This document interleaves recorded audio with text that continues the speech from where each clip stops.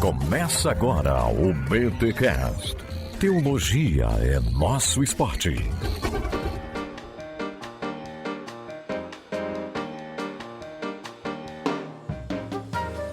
Muito bem. Começa agora mais um BTCast de número 464. Eu sou o Raniel de Guriri, Espírito Santo, e ser mantenedor do Bibotal, que é o meu esporte. Eu sou o Rodrigo Bibo, com o nariz entupido e, sim, o ministro de louvor é o primeiro professor de teologia da comunidade. Olha aí, meus amigos e minhas amigas, estou aqui neste podcast, essa entrevista que eu fiz com o meu amigo Renato Marinoni. O cara manja de teologia, manja de adoração, louvor. Inclusive já temos, eu acho que 1 ou 2 podcasts com o Renato Marinoni aqui na casa e são excepcionais. E eu tenho certeza que você vai amar essa conversa que eu tenho aqui com o Renato, porque a gente foi desde teologia e adoração, que é o título do podcast, como também um pouco da história da música gospel cristã aqui no Brasil. Enfim, o Renato é uma enciclopédia desse assunto, é um cara querido, e eu tenho certeza que essa conversa vai edificar demais vocês. E lembrando que esse podcast chega até vocês graças à Fabapar, Faculdades Batistas do Paraná, e eles estão com a pós-graduação aberta, em os cursos 100% online, mais de 7 opções. Enfim, dá uma olhadinha no link que tá aqui na descrição deste episódio. E se você quer ouvir mais, vem pro recado paroquial.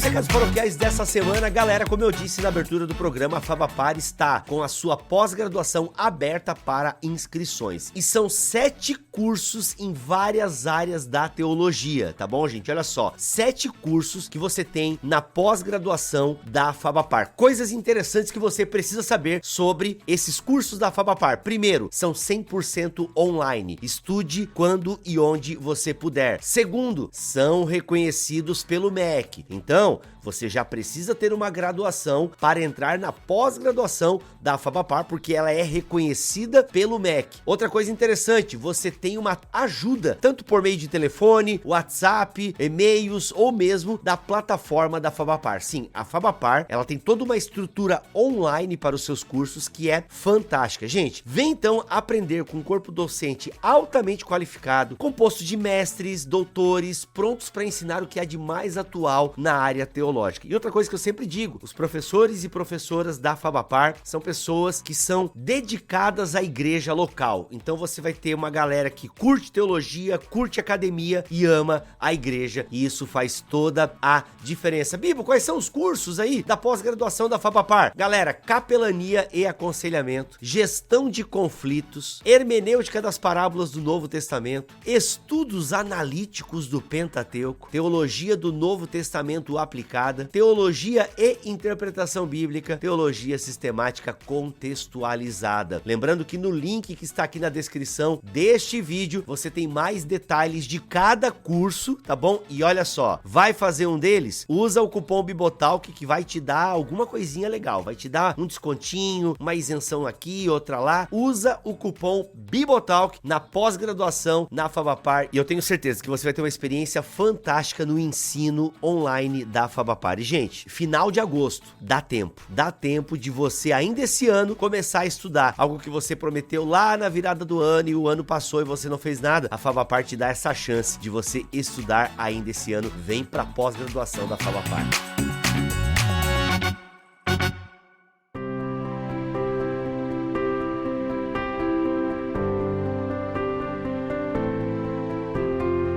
Olá, sejam muito bem-vindos a mais uma live aqui no nosso Instagram. Eu sou o Rodrigo Bibo e, é claro, eu quero falar com vocês um pouquinho sobre teologia e adoração. No domingo eu fiz uma postagem sobre pobreza teológica das canções e realmente o post repercutiu de maneira bem positiva. Inclusive, eu não posso citar nomes aqui, não acho que ele não me autorizou, mas também acho que se eu citasse ele não ficaria triste, mas é um cantor gospel bem conhecido, inclusive repostou o meu texto, foi bem legal. E é um texto simples, falando sobre teologia e adoração, sobre como nós precisamos, como o ministro de louvor precisa estar comprometido com a teologia. Por favor, Renato, te apresenta aí para nossa audiência que já sabe o tema da nossa live. Muitos não sabem ainda o tema, estão chegando aqui agora, mas por gentileza, te apresenta aí para nossa audiência. Bom, eu trabalho com o Ministério de Louvor. Ano que vem vai fazer 30 anos, ó, entregando a idade, 30 anos que eu participo de Ministério de Louvor. Eu entrei com 8 anos de idade, em 1993, no retroprojetor, lembra, Bibo?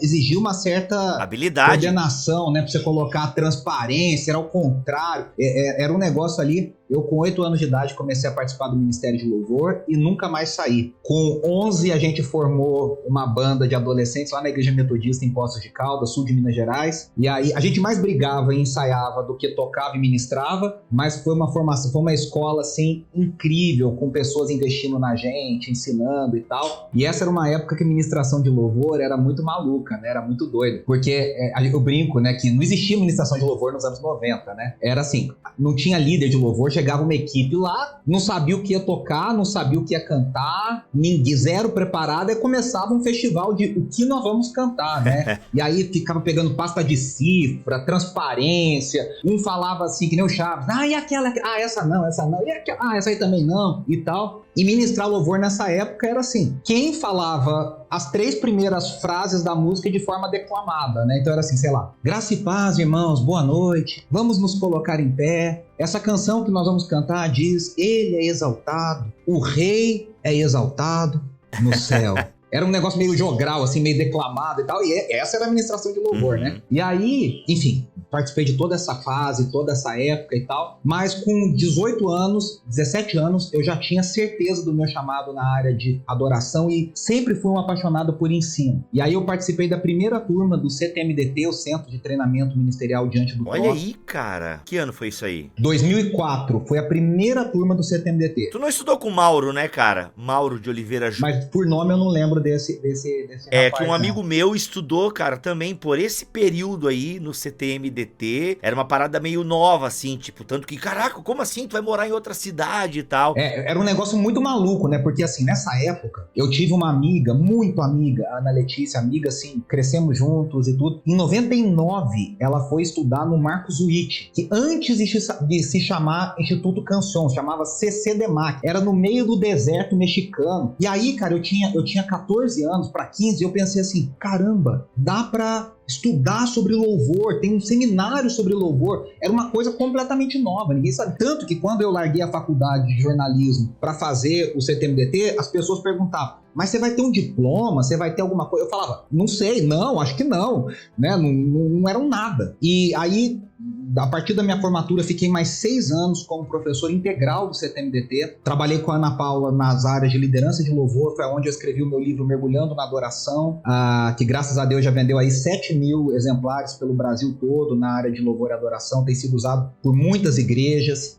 desde então. E aí, nessa época também eu tive contato com o Instituto Integrity Worship, que é o pessoal da Integrity Music, então era Don Moen, Paul Wilbur, Bob Fitts, Pete Sanchez, caras assim que marcaram. Ô Renato, a tua história já não me interessa mais, eu quero agora outros detalhes técnicos. Vamos pular a tua história. Aí o que acontece? Você falou que antes não tinha ministração de louvor, é uma parada um pouco mais nova e que surge com o Diante do Trono aqui no Brasil, mas e as bandas anteriores ao Diante do Trono? Que tem as clássicas e tal, como é que é essa parada aí? Depois a gente vai entrar no tema, aguenta aí que teologia na adoração vai ser o tema principal e tá tudo junto. Eu sou um apaixonado por história da música cristã contemporânea. Louco por isso. O que acontece, Bibo?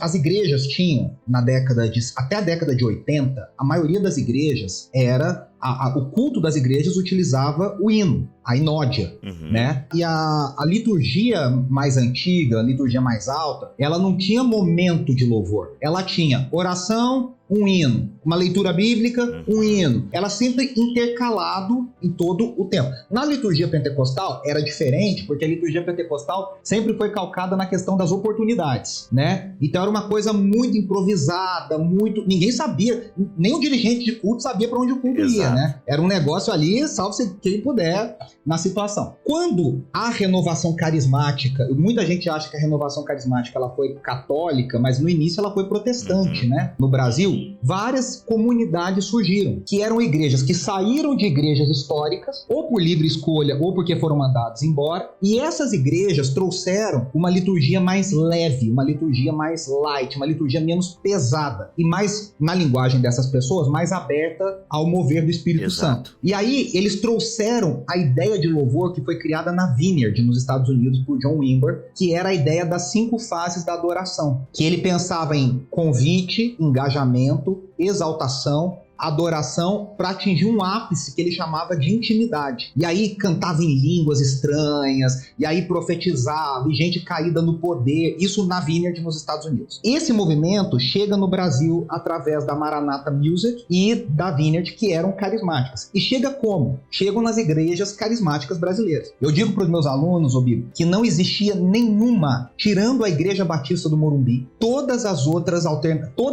iniciativas de louvor no Brasil foram criadas em ambientes carismáticos. Koinonia, ligado à comunidade cristã de Goiânia e depois a Sara Nossa Terra, carismático. Azaf, dentro do ambiente da Metodista Wesleyana e depois da comunidade cristã de Porto Alegre. Ademar de Campos, dentro do ambiente da comunidade da Graça. Todas as iniciativas vieram em ambientes carismáticos, com essa ideia de que o Espírito Santo está agindo, de que há cura, há poder e tal. A presença de Deus, o rio de Deus. Só que você escuta os discos do Azaf, do Ademar, do Koinonia, não tem uma ministração de louvor. O Ademar, eu brinco com o Ademar, nos discos do final da década de 80, ele fala: Aleluia, louve Jeová. Acabou. É o que tem na música. Gente, ó, vamos voltar pra década de 80, galera? Vamos, enfim. Era aquilo, né? Fala menos, né? Fala menos. Porque, cara, então, depende se tem aí o momento de ministração. A gente tem... Eu vivi essa transição. Eu era do movimento pentecostal. E aí você tinha as oportunidades, o hino especial. O congresso de jovens era quase 1h30, só de música, né? Porque daí todos os departamentos... Era louvorzão, né? Tudo, e todas as congregações cantavam, né? Não, louvorzão era outra coisa pra nós aqui no Sul. Ah, sim, no ambiente pentecostal. No ambiente pentecostal, o louvorzão é uma coisa que vai surgir depois, cara. Anos 2000, pelo menos aqui no Sul. Sabe, assim, negócio de banda e tal, papapá. Mas, cara, era assim, era todos os conjuntos de jovens cantavam alguma música com playback e tal. Às vezes tinha orquestra e tal, então eram as oportunidades. Foi, cara, em 2001 que eu tive o primeiro contato com louvor. O louvor e adoração, como eles diziam, né? O louvor é a música mais... É a música mais tranquila, é mais assim, a música pode ser agitada ou normal. Agitada. E a adoração é a música mais calma e, enfim, mais espiritual. Foi nos anos 2000, cara. Foi numa quadrangular, que daí tinha um momento de louvor, e aí você cantava, batia palma. Isso depois veio entrar na Assembleia de Deus. Só em final dos anos 2000, mais ou menos, isso entrou na Assembleia de Deus. Aqui eu tô falando do sul, aqui em Joinville, Santa Catarina. Assim, o movimento pentecostal, a Assembleia de Deus, já demorou para absorver essa coisa do movimento de louvor. No sul, eu imagino que tenha demorado um pouco mais pela característica conservadora do sul. Não, aqui, né? ainda hoje, em 2022, tem igrejas aqui no sul, aqui em Santa Catarina, que você não prega sem gravata, ainda valoriza os costumes e tal, coisa que em São Paulo, Rio, ninguém discute mais isso. Mas enfim, o que eu quero dizer? Surge então, né, as músicas, o Diante do Trono, né, aquela febre, Vineyard. Aí, ó, só pra gente chegar aí, deixa eu só te explicar. Vai, me corrige. Aí a gente tem essa galera, então assim, o Azaf, você escuta os discos do Azaf da década de 80, é um povão cantando junto, é todo mundo. Aí surge a Integrity Music nos Estados Unidos. Nunca ouvi falar. Que surge, a Integrity Music é a galera que trouxe, é a Osana Music, que trouxe o Don Moen, o Ronquenoli, o Will. Sing out, e aí, vai, muito bom, cara. Isso é 95. O Sing Out é 95. Ô, Bibo, eu entrevistei o Ronquenoli recentemente. Eu gravei com ele. E aí ele falou assim: porque eu gravei no ano tal. Eu falei: não, foi no ano tal. Aí ele, não sei o que. Aí teve uma hora que ele falou assim: que ano que eu gravei mesmo aquele disco lá que você tinha falado? Eu sabia mais que o cara. É igual o Alistair McGrath escrevendo a biografia do Lewis. Ele corrige o Lewis na biografia dele. É quase isso.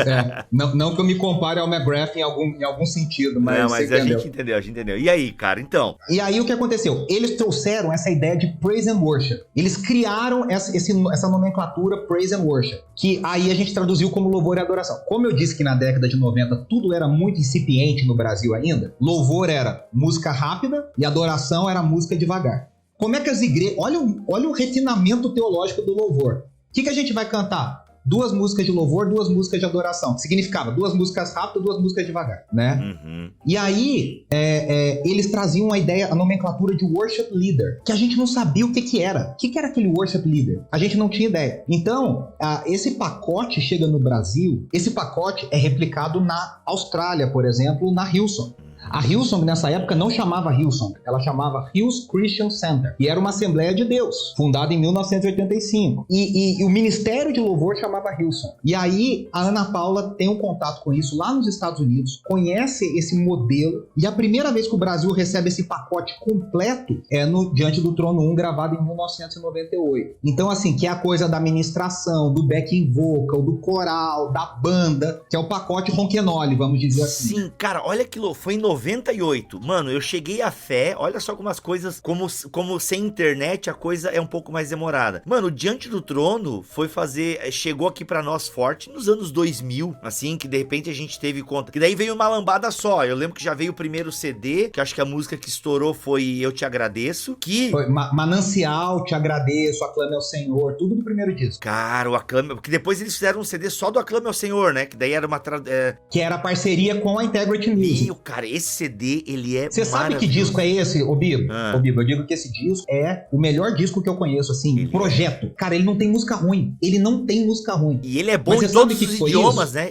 A música é gostosa de ouvir. Eu acho que eu já ouvi em 4, 5 idiomas. Ou em 3, não lembro. E, cara, tudo é gostoso de ouvir. É incrível. Você sabe o que é isso? A Austrália estava estourada com a Hillsong. O Don Moen, que era o executivo da Integrity, vai pra Austrália. Ele conhece o trabalho da Hillsong. Aí ele volta pros Estados Unidos em 95. Aí ele grava a Shout to the Lord no disco dele chamado Rivers of Joy. A música estoura nos Estados Unidos. Aí a Hillsong já tinha 4 discos nessa época. O Don Moen fala, nós vamos gravar ao vivo uma coletânea das melhores músicas desse disco. Então eles pegaram as melhores músicas dos 4 discos. E aí e eles trouxeram isso que você falou, foi numa era pré-internet, né? As coisas eram mais demorou, devagar. não, eu lembro que... Eles trouxeram pros Estados Unidos a Hillsong. E aí a Hillsong estoura nos Estados Unidos e ganha o mundo inteiro. Olha aí, cara, não é incrível. Porque assim, por exemplo, até aquela música Te Agradeço, fui descobrir no teu perfil que é uma versão. Te agradeço do Dennis Jernigan. Bom, tu vê, mas enfim, o Diante do Trono então populariza. Eu lembro que chegou o primeiro CD, logo depois já tinha o Exaltado, né, que foi o segundo pra Mas mim. Isso foi um problema, isso não é um problema do Sul. O que aconteceu? O Diante do Trono grava em 31 de janeiro de 98. O disco foi lançado em novembro de 98. E eles gravaram o 2, o Exaltado, em janeiro de 99. Olha aí. Que saiu muito rápido. Então emendou as duas coisas. Todo mundo conheceu os dois juntos. Então achei que era problema do Sul. Então não é problema, não é tão nosso assim. E por isso que eu acho que o Exaltado é um disco injustiçado até do Diante do Trono. Até falei com a Ana Paula esses dias que ele fez 20 anos de... Sei lá, fez uma comemoração aí de alguma data. Eu falei que eu acho um disco muito, muito injustiçado, que é um disco lindo. Pra mim, tu és o dono do meu coração. Tô pra achar a música mais bonita ainda no Brasil. Cara, tu... Não sei, essa é a versão também ou é deles? É versão também. Ô, Brasil, me dá orgulho, Brasil. Eu queria só dar alegria pro meu povo.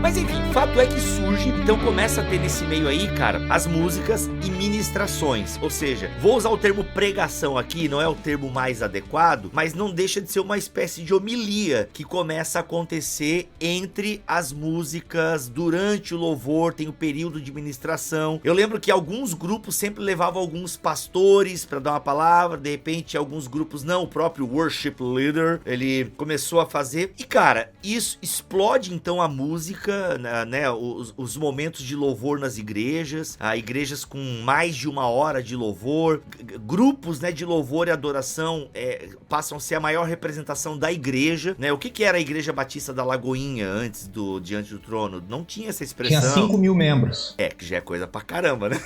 Não, já é muita coisa, mas hoje, só em Belo Horizonte tinha 85 mil, a última vez que eu fiquei sabendo.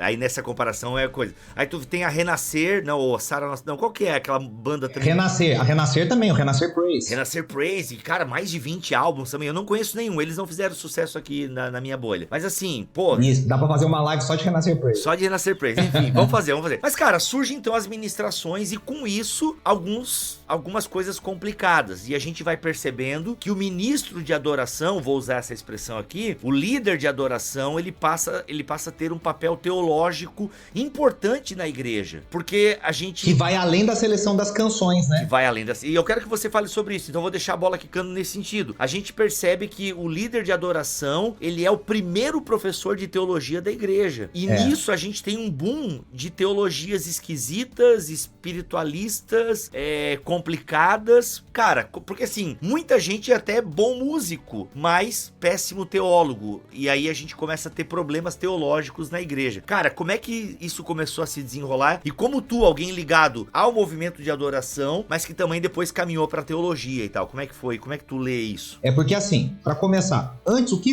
as igrejas, por exemplo, a Batista, a Metodista, algumas igrejas, tinham os ministros de música. Isso. O que se esperava de um ministro de música? Que ele soubesse de música. Então ele selecionava o hino, ele regia a igreja, ele regia o coral, ele estudava... Tinha seminário de música sacra, né? Existem alguns poucos ainda no Brasil, mas o cara estudava... Até tinha uma matéria ou outra de teologia, alguma coisa ou outra, mas ele basicamente estudava regência, composição, harmonia, ritmo, todas essas coisas. Quando o movimento de louvor e adoração chega, se espera agora que essa figura do líder de louvor, ele fale. E aí foi o que você falou. Às vezes o cara canta bem, às vezes o cara toca bem, e o cara não sabe o que falar. Ele não tem conteúdo teológico suficiente para falar.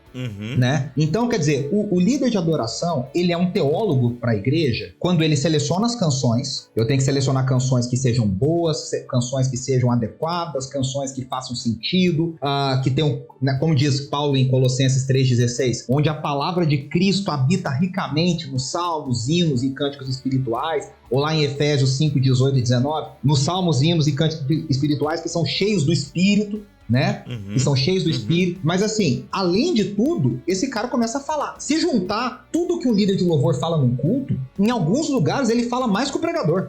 Cara, com certeza, com certeza, né? Com certeza. Você falou da Sônia Hernandes, por exemplo, do Renascer Praise. Em 1996, o Renascer Praise grava o primeiro disco ao vivo, que é o Renascer 3. E nesse disco ao vivo, gravada na sede, lá na Lins de Vasconcelos, depois teve toda aquela treta, aquela coisa toda, a Sônia Hernandes fala muito entre as canções. E é o primeiro disco no Brasil que a gente tem alguém falando entre as canções, né? E ela fala bastante até, porque aí no disco 4 eles transformam a fala dela numa faixa, que aí fica mais fácil de pular, né? Fica mais fácil de ser pulando.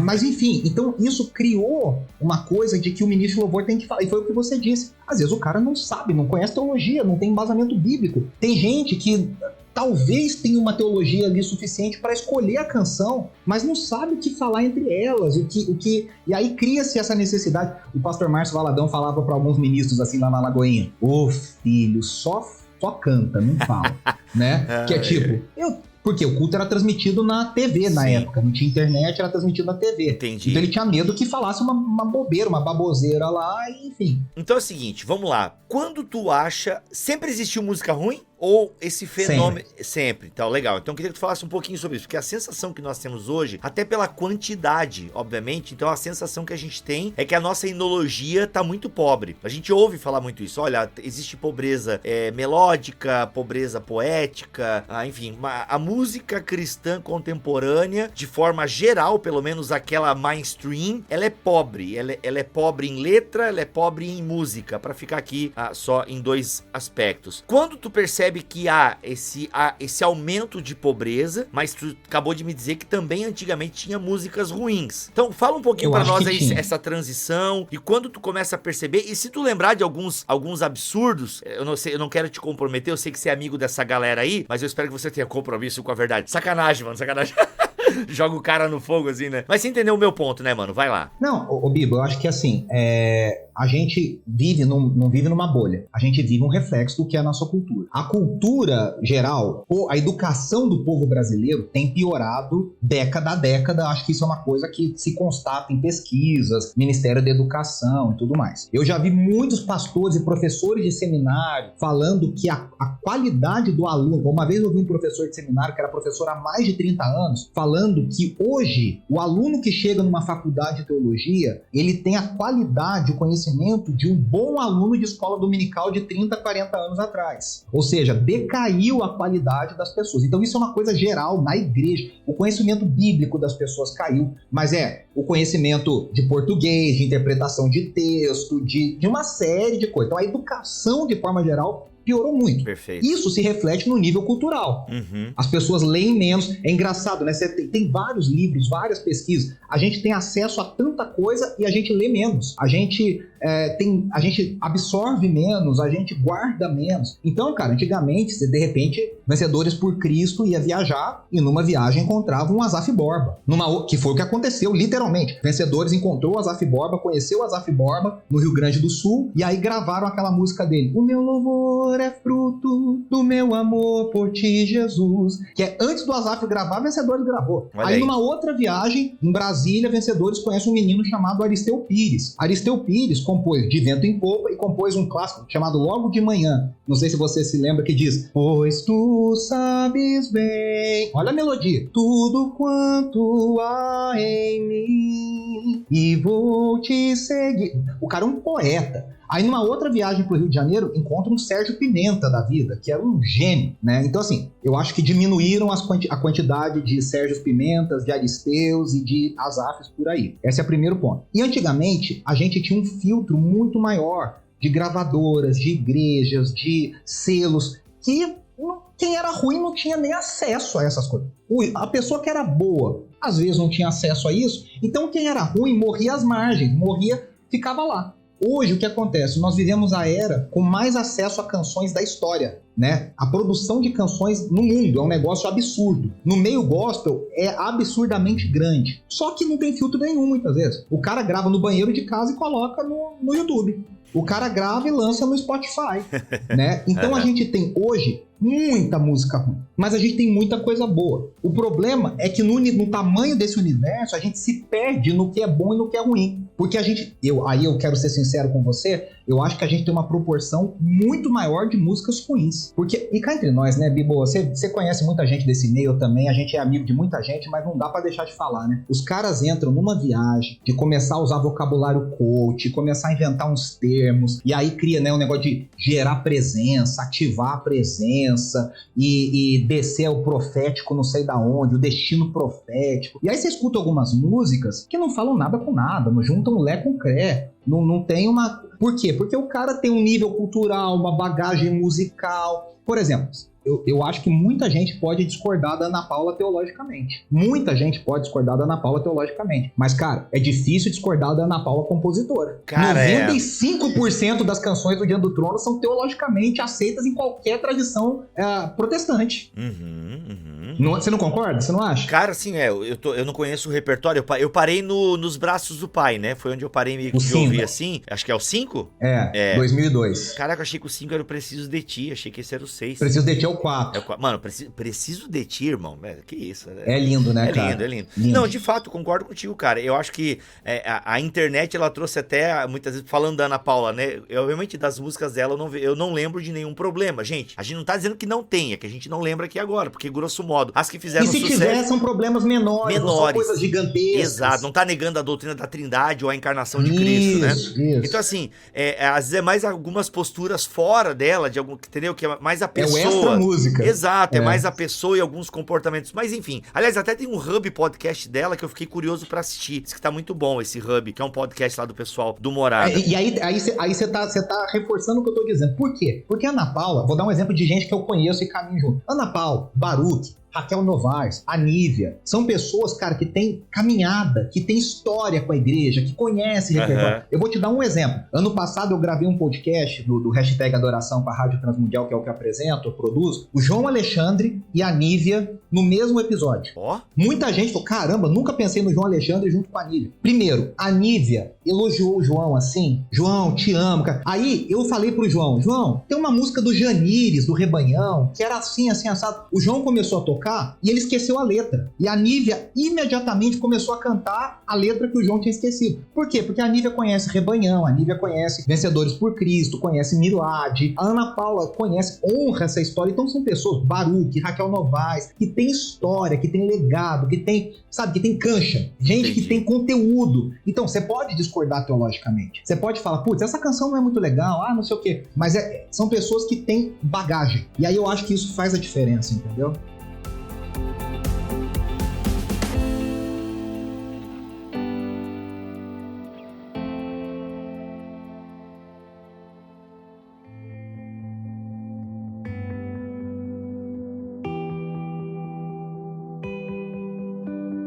Cara, e Bento, acho que tu já trouxe um contexto geral bem bacana que de fato a educação como um todo, a formação como um todo anda prejudicado. E aí a pergunta central dessa live, deste podcast é: qual o papel da teologia na adoração, de forma geral? Eu acho que a primeira coisa, um ministro de adoração, um ministro de louvor, ele precisa conhecer no mínimo entender basicamente o que é a teologia da adoração. O que é adoração, né? Então, em palavras assim mínimas, né? Entender que a adoração é uma resposta à revelação de Deus. Uhum. Eu adoro em cima daquilo que Deus me revela. Eu adoro em cima daquilo que eu conheço pela revelação de Deus. Porque você sabe muito melhor que eu, o conhecimento de Deus não é algo que você pode buscar, mas é algo que vem até você, né? O conhecimento é dado, né? Você trabalha em cima daquilo que Deus permitiu, onde Deus permitiu ser conhecido. Então, a gente precisa primeiro ter uma noção de revelação, de conhecimento de Deus, o que é a idolatria, né? A teologia da idolatria, que é a falsa adoração. O que é a adoração do Antigo Testamento? O brasileiro, por exemplo, ama cantar a teologia do Antigo Testamento. Cara, a gente ama, toca na ponta do altar, traz o sacrifício, queima fogo, cai a fogo do céu, queima esse altar. Essa música do Fernandinho, com todo o meu respeito ao Fernandinho, conheço o Fernandinho desde 2002, a gente chamava ele de Fernando, não era nem Fernandinho.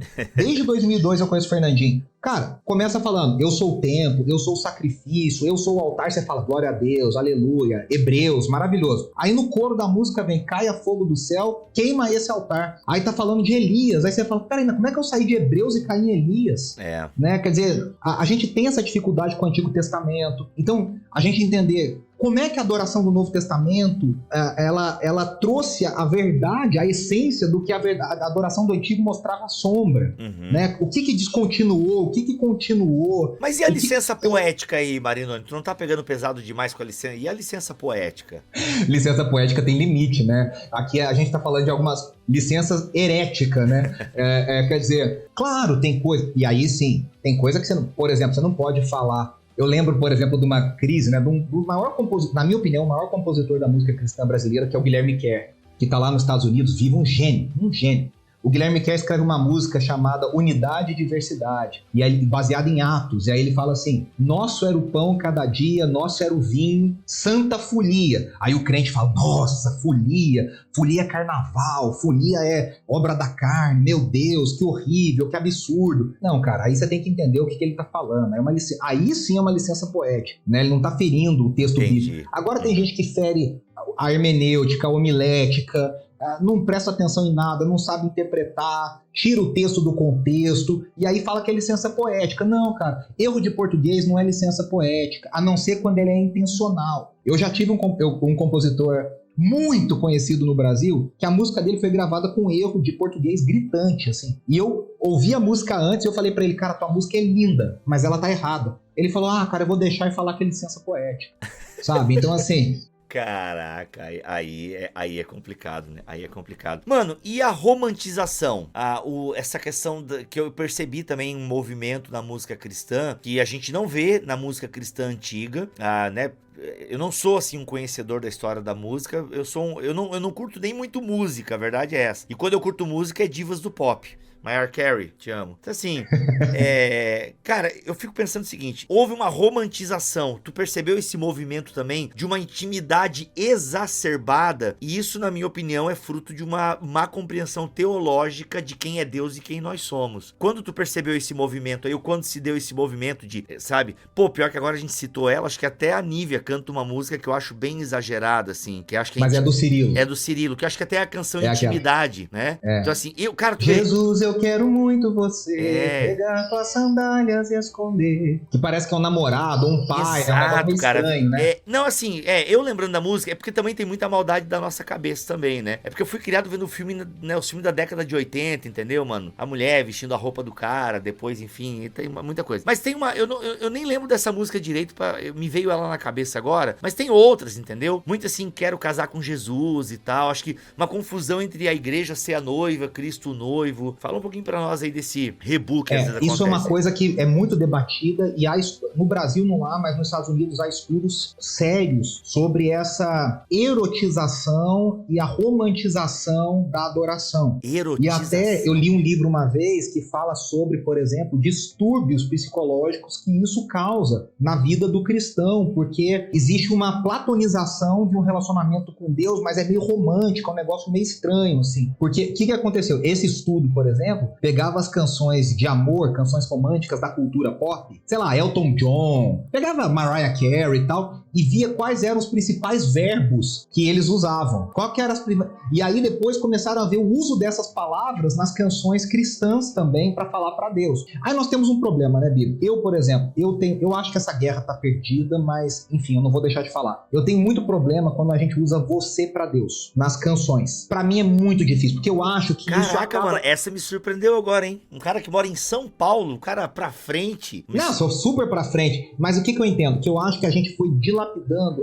essa reverência. As pessoas confundem a imanência, a proximidade de Deus, Deus está perto, Deus quer estar conosco, tal, com essa coisa de eu trato Deus como se ele fosse meu melhor amigo, como se eu trato Deus como se ele fosse o meu namorado, como se ele fosse o meu brother, né? Pô, mas é a música do Michael W. Smith, cara. Teu amigo me tornei. Acho que é isso, né? Pô, mano.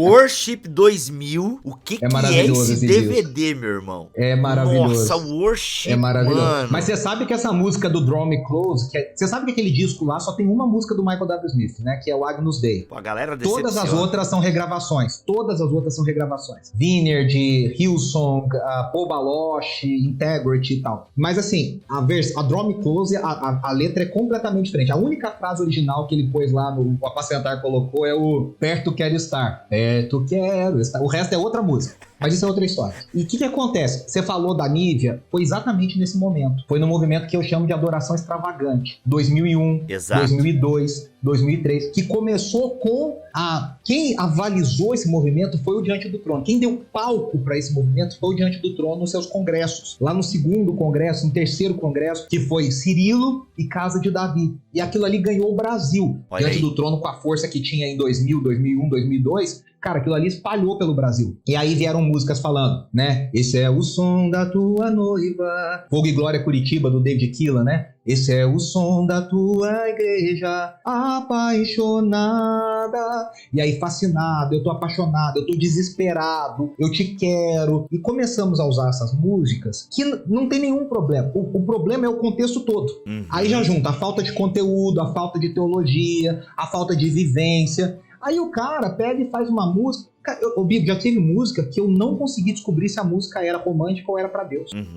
Eu tive que perguntar pro compositor, cara, essa música é pra Deus ou você fez ela romântica, assim? Ah, não, é pra Deus e tal, porque tem esse problema. Então, o que acontece? A gente vive uma era, de novo, por exemplo, tem problema eu cantar a partir de mim, falar do eu? Não tem problema, né? O problema é que a gente vive numa era individualista, que se o cara não prestar atenção, parece que Jesus largou o céu só pra vir por você aqui na terra. Tá, Deus amou o mundo que deu, tudo bem, a gente entende isso, mas você tem que explicar o contexto maior, colocar isso num equilíbrio teológico. E eu acho que às vezes as canções são muito românticas e falta equilibrar isso. Então como é que você faz? Poxa, fala que Deus está perto, mas fala que Deus é grande. Fala que Deus é teu amigo, né? Teu amigo me tornei, que é lindo falar isso. Mas fala que Deus é santo, né? Fala, vejo o Senhor exaltado. Então você equilibra teologicamente as épocas, porque a Bíblia faz isso. Deus é Deus que está perto e Deus que está longe. Ele é transcendente e ele é imanente, né? Ele está longe e ele está perto. E a Bíblia fala que ele é nosso amigo, mas também que é o nosso Senhor, né? Esse equilíbrio que a galera... Eu sempre falo uma coisa, né? João era o melhor amigo de Jesus na Terra, o apóstolo João. Quando João vê Jesus ressurreto, glorificado em Pátimos, ele não sai correndo e dá um abraço em Jesus e fala, vem cá, amigão.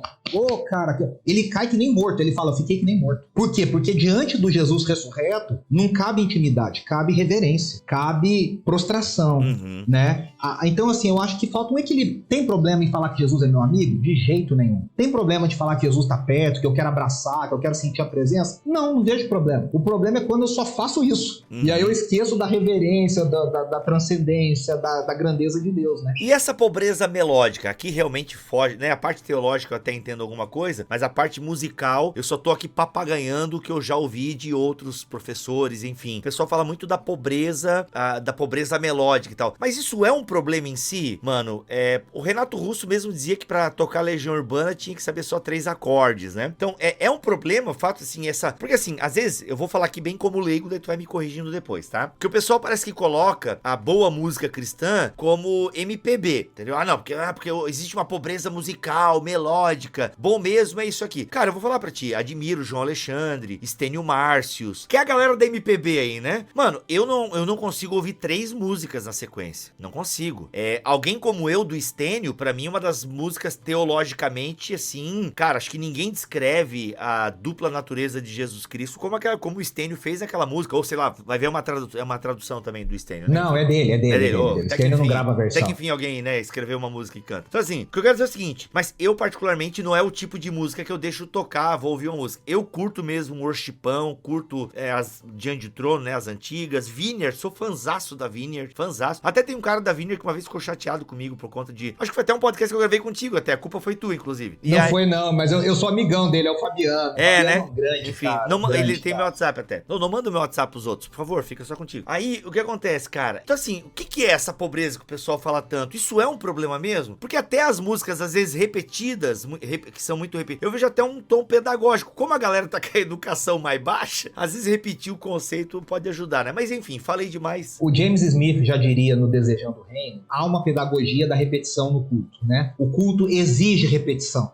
O culto exige uma repetição. Eu vou te falar, você quer que eu te fale bem sinceramente? Olha, eu sou assim, amigão, e eu não tô aqui me gabando, eu estou dizendo de onde eu tô falando. Eu sou um admirador e hoje eu sou amigo, trabalho com João Alexandre, Nelson Bomilcar, Gerson Borges, Jorge Camargo. Todos esses são pessoas que eu amo, admiro, reputo como meus mestres, tenho profunda admiração. O Stênio esteve na minha igreja ontem, na igreja que eu pastorei, a igreja não é minha, a igreja que eu pastorei, comemorando 2 anos, teve ontem lá, né? Eu falei, o Stênio é um dos maiores compositores, se não o maior compositor cristão do Brasil no momento. Mas criou-se um preconceito e um abismo dessa geração com a geração worshipeira. Isso não começou agora, isso começou lá atrás. Então, criou-se um abismo que o Asaf e o Ademar conseguiram escapar. O Asaf e o Ademar são o Caetano da MPB, escaparam assim dessa coisa, pularam pra cá.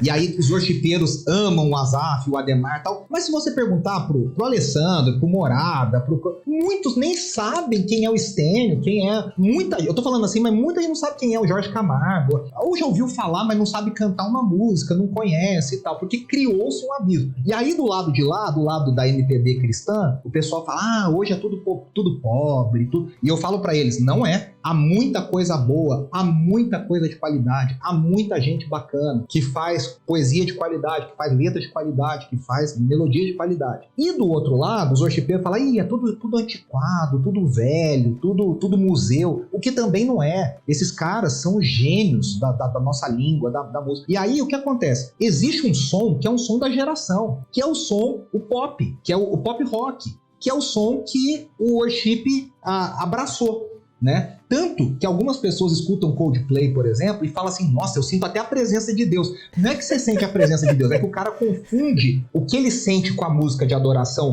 musicalmente com a música do Coldplay, que é a mesma coisa. Exato. Você escuta, sei lá, Laura Pausini, cara, às vezes parece que a Laura Pausini tá cantando louvor, ainda mais que ela canta italiano, ainda parece que é uma língua estranha, assim, você fala, cara, isso aqui tá até... Cara, na mão, né? A verdade é que essa atmosfera de adoração nada mais é do que luz e fumaça, né? Porque eu lembro que alguém foi no show do U2 e a pessoa teve, cara, parecia que eu tava no culto. Então, é que de fato, esses grandes expoentes da música, eles, cara, copiam mesmo. Copiam.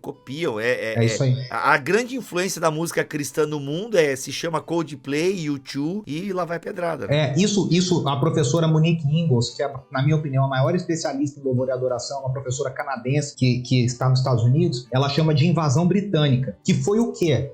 A influência do U2, do Coldplay, na música cristã através do Delirious, que era uma banda, é o U2 cristão, mais cristão, né, vamos dizer assim, mais gospel do que o U2, porque o U2 para alguns é cristão, enfim, a gente não entra nessa questão, e através do Matt Redman, que compôs Essência da Adoração, 10 Mil Razões, um baita compositor que veio para os Estados Unidos trabalhar com Passion, trabalhar com Chris Tomlin, né, e ele mora nos Estados Unidos hoje. Então, eles trouxeram o quê?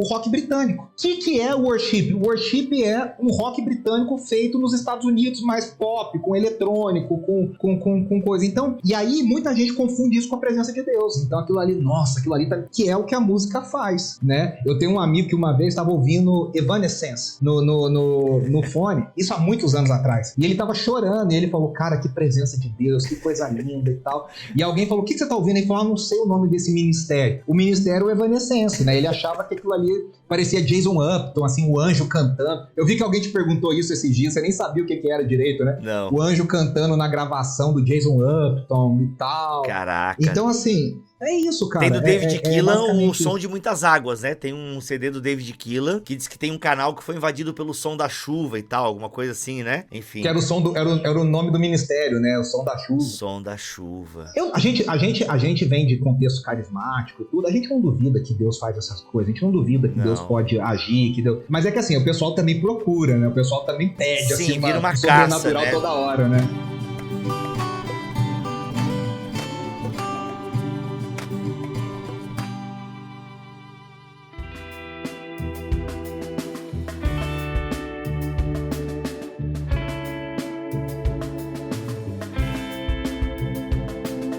Eu vejo assim, e aí tá a importância, né, cara, da teologia, essa preocupação do realmente o ministro de louvor, o compositor, ter que estudar teologia mesmo, conhecer a história, cara, acho que é um dever conhecer a história da música. Eu não tenho esse dever, agora quem tá na área, cara, tem que conhecer pelo menos a história da teologia musical cristã, entendeu? Ó, a disciplina aí pra faculdade. E poucas pessoas se interessam por isso, sabe? Por exemplo, hoje, eu vou acabar essa live, eu vou dar a última aula do curso de História da Música Cristã, online, super acessível, tem gente do Brasil inteiro, mas eu ainda acho muito pouco, sendo bem sincero, por uma coisa que tá no Zoom, que fica gravada, que fica disponível, que custa menos de R$100 para o cara ter 4 aulas, sabe? Para entender basicamente. Por exemplo, eu recebo todas as semanas, quando eu termino a aula, o pessoal manda pra mim e fala, cara, eu não sabia. Teve um menino que falou assim, o quebra-cabeça começa a fazer sentido, porque você junta o que você viveu com aquilo ali e tal, e é isso. Você falou de mim, você perguntou da minha história lá no início, eu fui fazer 2 mestrados em teologia, né? Eu tenho um mestrado pela PUC com ênfase em liturgia e eu fiz um no Andrew Jumper com teologia sistemática reformada, né? Pra quê? Pra entender como que eu vou sistematizar isso, como é que eu posso ajudar líderes de louvor a colocar isso na prática né? O cara tem que pensar na questão, como é que se constrói a teologia da adoração nas canções, como é que eu reflito a teologia pregada na teologia cantada, como é que eu entendo o que é o culto. O Michael Horton ou o Mike Cosper, eles falam, o culto é uma reencenação do evangelho o tempo inteiro. Mas se o cara não sabe o que é o evangelho, ele não consegue trabalhar com criação, queda e redenção, ele não consegue entender isso, como é que ele vai fazer um culto que seja bíblico, que alimente a igreja, que, né, a aula que o James Smith dá no Desejando o Reino, para mim um dos livros mais importantes escritos nos últimos 20, 25 anos sobre adoração, como é que a gente entende isso, né? Então, cara, é necessário, né? A EBT é uma ferramenta hoje, da mesma forma que eu tô dizendo, acessível para quem tá nos assistindo, pro cara falar, pô, vou aprender um pouco, não precisa ser um PhD, não precisa ter mestrado, mas saber o mínimo para não falar besteira, para não fazer besteira, né? Quantos episódios vocês têm disponíveis que o cara pode ouvir de graça e aprender tanta, né? Por exemplo, parar de falar besteira. Tem um episódio de vocês que é sobre Satanás. Eu amo esse episódio, né? A origem de Satanás. Para de falar que Satanás era regente do coral celestial, entendeu? Que coral é esse? O Nelson Bomilcar falou que ele caiu do coral e caiu na sonoplastia das igrejas, né? Ele desceu do céu e caiu na sonoplastia. Bom, exato. Cara, então assim... Amo os fonoplastas, tá? Porque é difícil mesmo, cara. Uma vez eu peguei um avião, cara, com o técnico de som do Lobão. Na verdade, o cara faz pro Lobão e várias outras bandas, né? E ele falou assim, eu conheço um pouco desse universo da igreja aí. Tem igrejas com equipamentos maravilhosos, mas não capacitam o cara atrás da mesa e não tem muito a fazer. É o tecladista que sai correndo pra tocar e ele tem que sair correndo pra fazer a equalização lá. É tenso. Mas assim, voltando a falar da questão do ministro, cara, eu sempre digo isso aqui para os seguidores, enfim. Se você lidera um GP, né, um grupo pequeno, uma célula, se você é ministro de louvor e você tem momento de fala no microfone perante a comunidade dos santos, sabe, perante a igreja, você tem uma responsabilidade muito grande e não dá pra você ficar, assim como não dá pros pregadores ficar ouvindo só outros pregadores, mas tem que aprender a fazer a própria comida pra ministrar a igreja, da mesma forma você não dá pra ficar ouvindo ministrações de outros caras ou outras moças e outros ministérios e só trazer aquilo sem peneirar aquilo. Então eu digo até, vocês músicos têm um duplo desafio, que é excelência musical para apresentar uma coisa bem feita. Domingo de manhã agora na minha igreja, pra mim que não entendo de música, a banda tava assim, cara, o som tava gostoso, se ouvir os instrumentos, as 4 pessoas cantando, cara, tava maravilhoso assim. Então vocês têm essa excelência musical, mas cara, se você vai querer abrir a boca pra fazer a transição, porque se criou essa ideia, né, tem que fazer uma transição entre uma música e outra, e às vezes não precisa, né, gente? Então, assim, às vezes é só ficar quieto, é só não atrapalhar. Exato, deixa o teclado fazer o papel dele. Aí o que acontece? Então se você vai se propor a falar, cara, você tem que preparar, estudar, recorrer aos mestres da comunidade, fazer o curso, enfim, velho. Tudo que você tá falando, assim, por exemplo, né, eu acho que, primeiro, o ministro de louvor, ele tem várias ferramentas. Eu sempre falo que o ministro de louvor, ele tem 4 pilares que ele precisa se basear. Vamos lá. Ele precisa ter uma boa teologia. Então ele tem que ser um adorador, um discípulo de Jesus, ter uma boa teologia, então procurar ferramentas teológicas. Senão ele vai ficar o tempo inteiro mandando pergunta pra mim, pra você, pro Andrew McAllister, pro Cante as Escrituras, pro Iaka. Essa música é bíblica? O que você acha da música do fulano? E o cara não tem capacidade de fazer uma análise teológica. Cara, perguntar uma, 2, uma mais difícil. Agora, todas as tem que ficar caçando pra ver a análise dos outros é um problema, né? Você falou de copiar a ministração. Cara, tem histórias hilárias de gente que copia espontâneo, que copia ministração. Assim, o pessoal decora, né? Não são de carros, nem de mansões. E aí o cara já emenda, fala, nossa, um cântico espontâneo e tal. Enfim, isso é um outro problema. Agora abre um parênteses aqui. O meu amigo que estudou no CTMDT disse que esses espontâneos são bem ensaiadinhos. Não são ensaiados. O que acontece é o seguinte, a Ana, durante o processo de preparação, ela fala, pode ser que aqui aconteça um espontâneo. Ela sentia que aquela música tinha uma pegada para um espontâneo.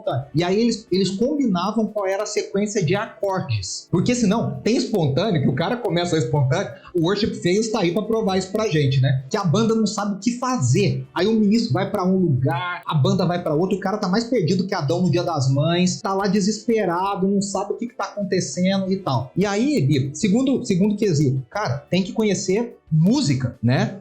A minha esposa, a Andressa Maria, fazendo um jabá dela aqui, mano, ela é uma das melhores pedagogas vocais do Brasil para músicos cristãos. E aí, cara, sabe, o cara quer cantar, mas não quer saber sobre respiração, quer cantar, mas não quer fazer exercício, o cara quer cantar e não quer entender como é que o som sai, como é que se produz, quer tocar e não quer ensaiar, né, quer tocar, enfim, é um problema. Então tem que conhecer música, né, tem que ser no mínimo afinado, no mínimo tocar no tom, no mínimo tocar no ritmo, enfim. Terceiro, ele tem que conhecer as ferramentas ministeriais do Ministério de Louvor. E aí, por exemplo, eu vou começar, se você me permite, eu vou começar semana que vem um curso online, de novo, disponível no meu livro Mergulhando na Adoração, tipo, para que serve o Ministério de Louvor? O que é o líder de louvor? Quais são as funções do líder de louvor? Porque às vezes o cara chegou lá, Bíblia, e ele acha que ele tem que falar em todas as músicas. Ninguém nunca falou para ele, cara, você pode ficar em silêncio, você pode ficar quieto. Por favor. Você não precisa falar nada, de repente.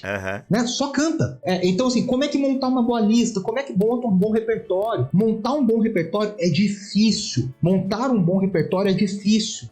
Por exemplo, eu monto um bom repertório pensando, é que eu sou pregador, então eu já penso como é que eu vou refletir o sermão. Mas tudo bem, canções, eu sempre equilibro canções brasileiras com versões, canções novas com canções mais antigas, a dinâmica musical, e aí os temas das canções falando sobre o que o culto tá falando, a pregação tá falando, tá. E depois o cara tem que ter inteligência emocional, né? No sentido de saber trabalhar em equipe, saber trabalhar... Porque, cara, ninguém faz ministério de louvor sozinho. Você tá numa equipe, você toca... Então, às vezes, o cara é um baita guitarrista, mas ele só sabe tocar sozinho. Ele não sabe ser generoso com a banda. O backing não tá lá pra aparecer. Não é Aretha Franklin, né? Não é o Frank Sinatra, cara.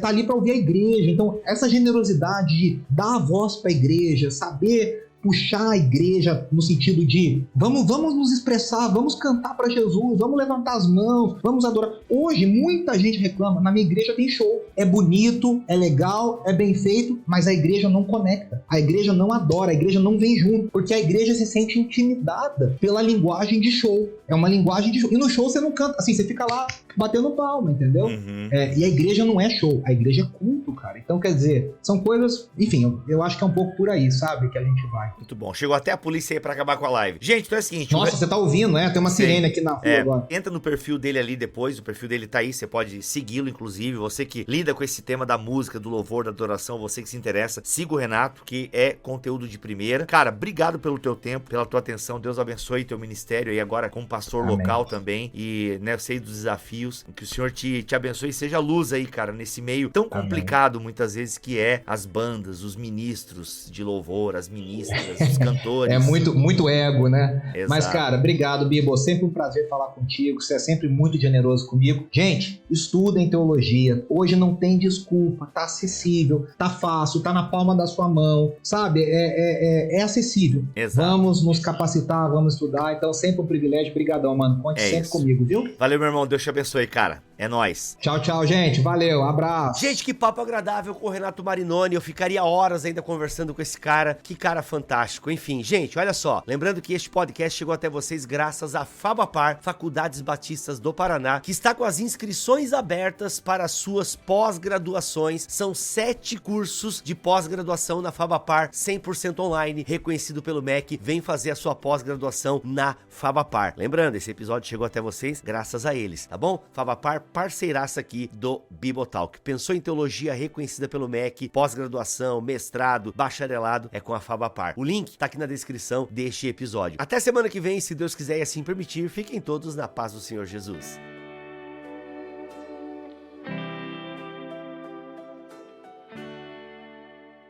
Este podcast foi editado por Bibotalk Produções.